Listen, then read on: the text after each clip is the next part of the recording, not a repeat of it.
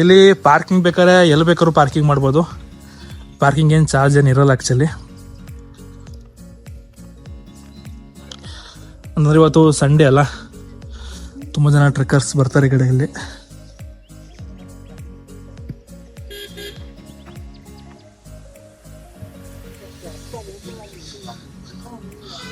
Plastic ಮುಕ್ತ ಪ್ರದೇಶ.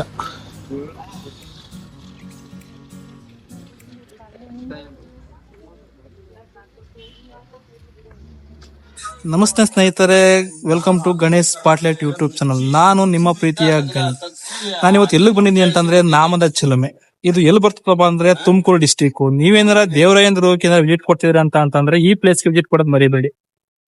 ಮತ್ತೆ ನೀವೇನಾರ ಬೆಂಗಳೂರಿನ ವಿಸಿಟ್ ಕೊಡ್ತೀನಿ ಅಂತ ಅಂದ್ರೆ ಇದು ಬಂದ್ಬಿಟ್ಟು ಬೆಂಗಳೂರಿಂದ 75 ಕಿಲೋಮೀಟರ್ ಆಗ್ತದೆ. ಮತ್ತೆ ನಿಮಗೆ ತುಮಕೂರಿಂದ 11 ಕಿಲೋಮೀಟರ್ ಆಗುತ್ತೆ. ದೇವರಾಯನದುರ್ಗದಿಂದ 6 ಕಿಲೋಮೀಟರ್ ಆಗ್ತದೆ.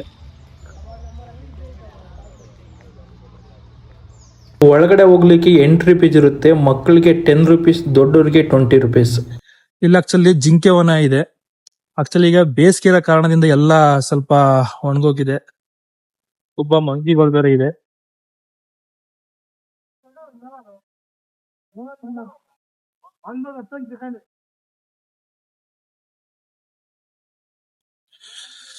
ಚುಕ್ಕಿ ಜಿಂಕೆ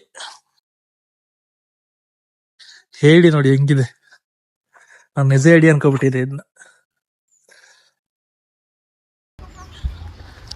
ಯಾರು ಒಳಗಡೆ ಬಂದ್ರೆ ಕೈಲೇನು ಇಟ್ಕೊಂಡ್ ಬರಕ್ ಹೋಗ್ಬೇಡಿ. ಯಾಕೆ ಅಂತ ಅಂದ್ರೆ ಈ ಮಂಕಿಗಳು ಕಿತ್ಕೊಂಡು ಹೋಗ್ಬಿಡ್ತವೆ.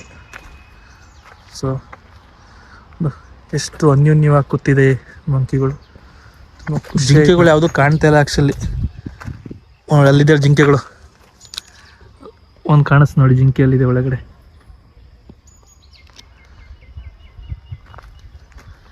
ಇಲ್ಲಿ ಬೇಕಾದ್ರೆ ನೀವು ಹುಲ್ಲಿಗಿಲ್ ತಿನ್ನಿಸ್ಬೋದು ಜಿಂಕೆಗಳಿಗೆ, ಏನಿಲ್ಲ. ಆಕ್ಚುಲಿ ಒಳಗಡೆ ಹೋಗಕ್ಕೆ ಅಲೌಡ್ ಇರಲ್ಲ.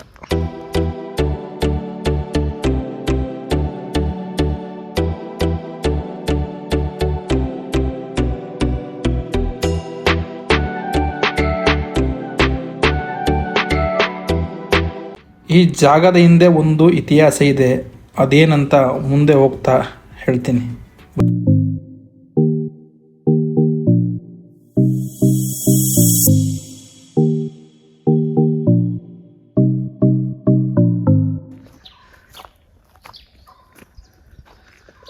ಇದನ್ನು ಮುಟ್ಟಬಾರದು.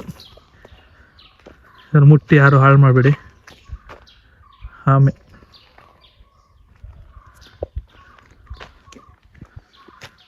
ಅರಣ್ಯ ಮಾಹಿತಿ ಕೇಂದ್ರ. ಈ ರೂಟಲ್ಲಿ ಹೋದ್ರೆ ಅರಣ್ಯ ಮಾಹಿತಿ ಕೇಂದ್ರ ಇದೆ. ಅದೇನು ಅದ್ರ ಕತ್ತು ಗಂಟ ನೀರು ತುಂಬಿದೆ. ಸೇಮ್ ಅದು ಬಾಯಿ ಬಿಟ್ಕೊಂಡ್ರದ್ದು ನೋಡಿದ್ರೆ ಸೇಮ್ ನಿಜವಾದ ಮಸ್ಲದ ರೀತಿನೇ ಕಾಣಿಸುತ್ತೆ ಆಕ್ಚುಲಿ ಅದು.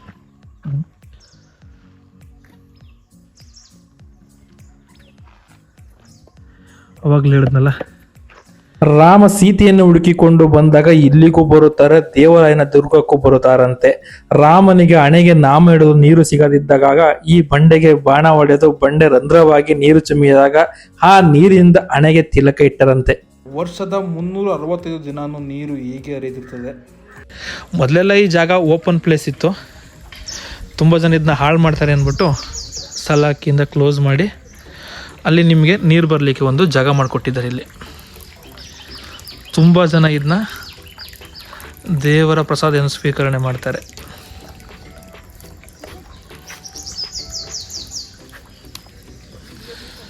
ಬನ್ನಿ, ನಿಮ್ಗೊಂದು ಬೋರ್ಡ್ ಇದೆ ತೋರಿಸ್ತೀನಿ. ಅದರಲ್ಲೇ ಇದೆ ಒಂದು ಹಿಸ್ಟ್ರಿ ನಿಮಗೆ. ನಾಮದ ಚಿಲುಮೆ. ದೇವರಾಯನ ದುರ್ಗ ಬೆಟ್ಟದಲ್ಲಿ ಶ್ರೀರಾಮ ಲಕ್ಷ್ಮಣ ಸೀತೆ ಬಂದು ಕೆಲಕಾಲ ವನವಾಸ ಅನುಭವಿಸಿದರು ಎಂಬ ಕಥೆ ಇದೆ. ಒಂದು ದಿನ ಬೆಳಿಗ್ಗೆ ಬಂಡೆ ಮೇಲೆ ರಾಮ ಕುಳಿತಿದ್ದಾಗ ಹಣೆಗೆ ತಿಲಕಿಡುವ ಸಂದರ್ಭ ಬಂತು. ನೀರಿಗಾಗಿ ಸುತ್ತಲೂ ನೋಡಿದ ನೀರು ಸಿಗಲಿಲ್ಲ.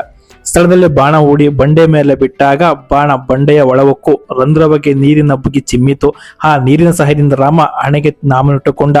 ಈ ಪ್ರದೇಶ ನಾಮದ ಚಿಲುಮೆ ಎಂದೇ ಪ್ರಖ್ಯಾತವಾಯಿತು.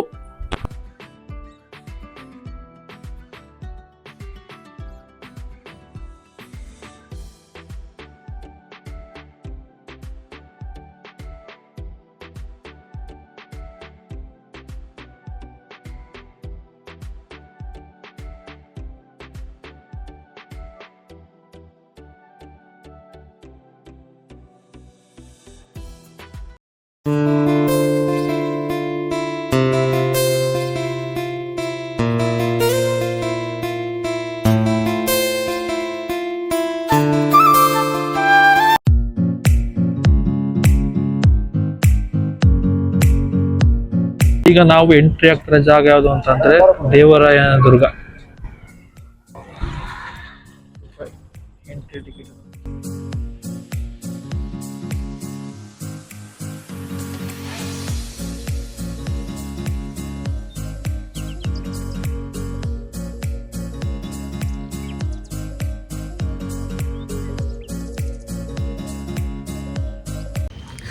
ಸ್ನೇಹಿತರೆ, ನಾವು ಎಲ್ಲಿಗೆ ಬಂದಿದ್ದೀವಿ ಅಂತಂದ್ರೆ ಈಗ ನಾಮದಾಚರಣೆ ಮುಗಿಸಿ ನಂತರ ನಾವು ದೇವರಾಯನ ದುರ್ಗಕ್ಕೆ ಬಂದಿದ್ದೀವಿ. ಆ್ಯಕ್ಚುಲಿ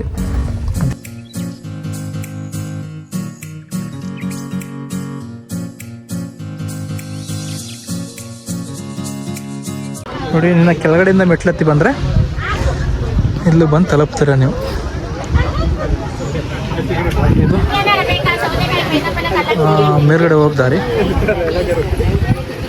ಇಲ್ಲಿ ಎಲ್ಲ ನಿಮಗೆ ಪೂಜೆ ಐಟಮ್ ಎಲ್ಲ ಸಿಗುತ್ತೆ. ಪೂಜೆ ಐಟಮ್ ಬೇಕು ಅಂತಂದರೆ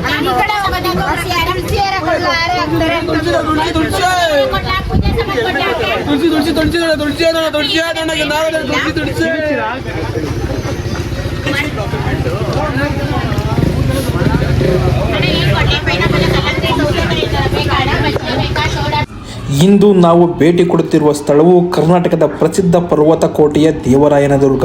ಇದು ಬೆಂಗಳೂರಿನಿಂದ 75 ಕಿಲೋಮೀಟರ್ ದೂರದಲ್ಲಿದೆ. ತುಮಕೂರು ಜಿಲ್ಲೆಯ ಸಮೀಪದಲ್ಲಿದೆ.